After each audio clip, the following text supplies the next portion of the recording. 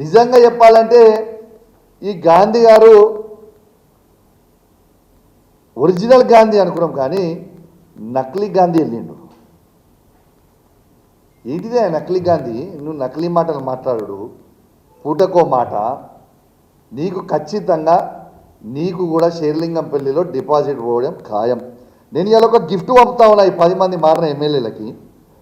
మంచిగా తెచ్చిన ఓ చీర ఇంకా గాజులు తెచ్చిన.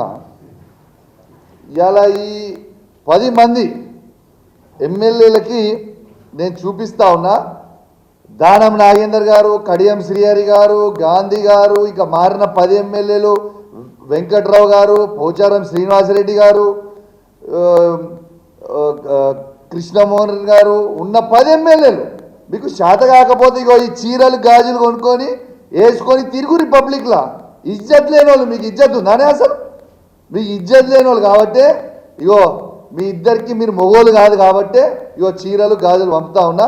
ఈ 2 కూడా మీరు వేసుకొని తిరగాలని. అరే భయ్, నీకు మళ్ళీ చెప్తున్నా, 65 ఏళ్ళ ముసలోడు, నేను 39 ఏళ్ళ యువకుడిని. ఆయనకే అంత దుల్లుంటే నాకు ఎంత ఉండాలి బ్రదర్?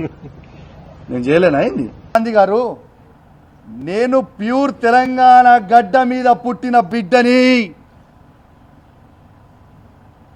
ఏడ్నుంచో వచ్చి మా గడ్డ మీద కూర్చొని నువ్వు సవాల్ విసురితే చూసుకుంటా ఊకోనికే ఈడ భయపడతామనుకున్నావా ఏంది బిడ్డ?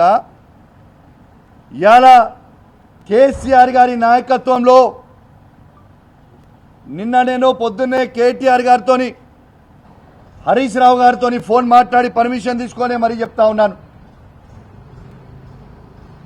రేపు పొద్దున 11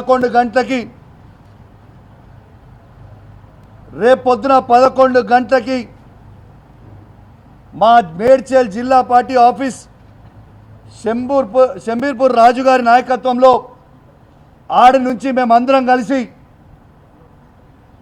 వేలాది మంది కార్యకర్తలు అందరం కూడా మన బీఆర్ఎస్ పార్టీ ఎమ్మెల్యే గాంధీ గారి ఇంటికి పోదామని చెప్పి సందర్భంగా తెలియజేస్తాం. రాకపోతే 12 గంటలకు నేను ఇంటికి వస్తా. చేతులు కట్టుకుని కూర్చోలా, నువ్వు నేను తేల్చుకుందాం రా. ధైర్యం ఉంటే లేకపోతే నేను వస్తా. ఇది బీఆర్ఎస్ పార్టీకి నాకు కాదు యుద్ధం, కౌశిక్ రెడ్డి గారికి నాకు యుద్ధం.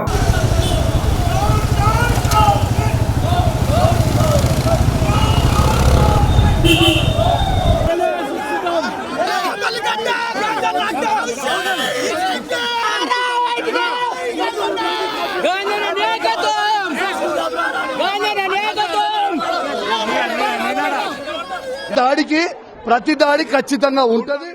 రేపు వాళ్ళ సంగతి ఏందో చెప్తా. నేను అసలే ఇచ్చిపెట్టా. రేపు మీరు కూడా దాడి చేస్తారా? మీరు కూడా దాడి చేస్తారా? రేపు 101% దీనికి ప్రతిచర్య ఉంటది. అసలే ఇచ్చిపెట్టాను.